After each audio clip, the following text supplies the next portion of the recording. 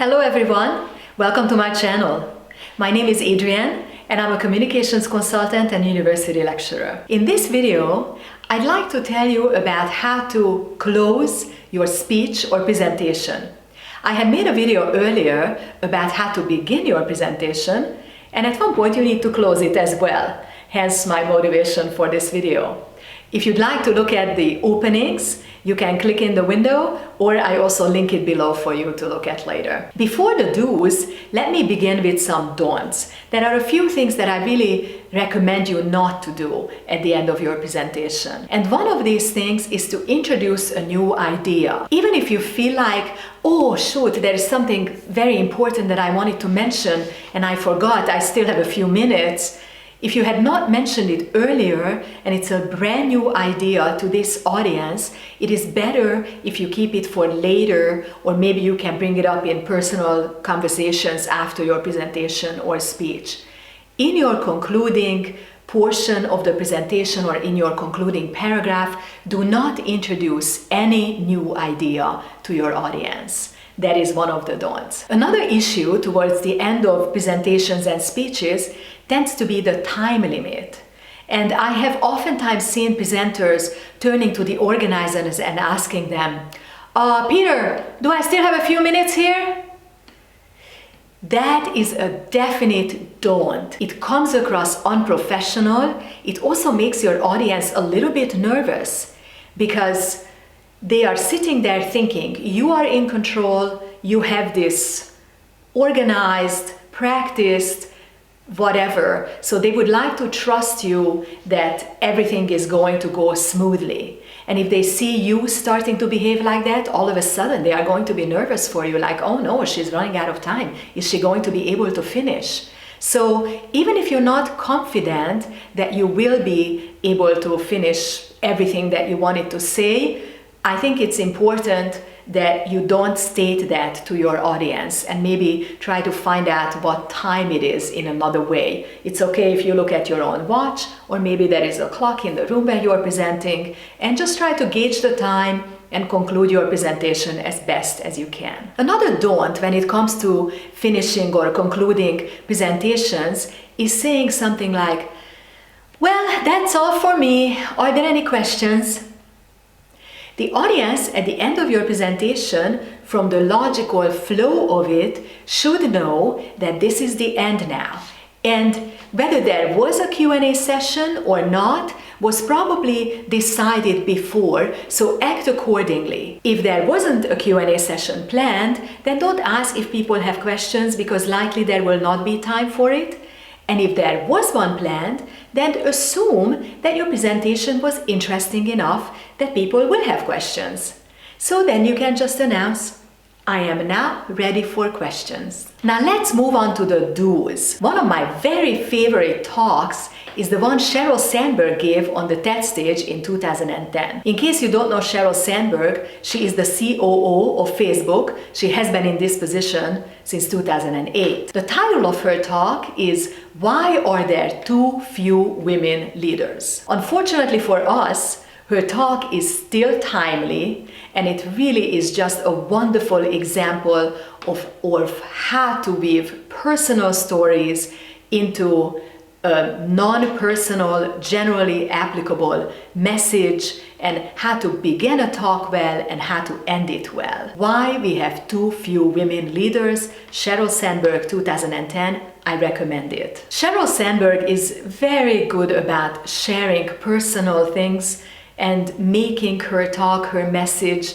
even easier to relate than if it was just on an academic level. And she chose to end this particular talk as well on a personal note. Of course, I realize most of you on the other side of this camera are not going to be giving TED Talks, or maybe not even TEDx Talks. Nevertheless, a personal note is always a good choice for you for the end of your speech or presentation. If you give a speech or presentation at work, your colleagues will appreciate a personal note, or at a scientific conference, likewise. Whatever the context is, a personal note is always just a wonderful way to either start your presentation with or to end your presentation with. Sheryl Sandberg, in her 2010 TED Talk, talks about the disproportionate number of women in leadership compared to the number that women are as a part of a whole of humanity. And she talks a lot about how accomplished women are looked at as opposed to accomplished men, gender roles, etc. So it was very appropriate for her to end her talk on this personal note. This is what she said: "I want my son to have the choice to fully contribute in the workforce or at home, and I want my daughter to not only exceed, but also to be liked for her accomplishments." That is Sheryl Sandberg in her 2010 TED Talk. Now, another wonderful and practical way for you to end your talk is by simply recapping your main points. And it can be something very simple, like you saying, "In this talk, I covered these topics, this one, and this one." And that's it. Then your audience will be, the memory of your audience will be refreshed. It will be very clear what you really wanted to get across, and people will remember. So recapping your main points is always a good way to end your talk, especially if it's, let's say, a business presentation or something like that, something factual, not super emotional. A similar idea to this is to paraphrase your main message, which is not exactly the same as recapping your main points, but still it's a way of recapturing what you wanted to communicate. So in the openings and the message crafting videos, I have told you about how to do that. So the audience hopefully has already heard your message once at least. They also have a general idea about it from the body of your talk. And now at the very end, you have a chance to paraphrase that one main message that you wanted to communicate.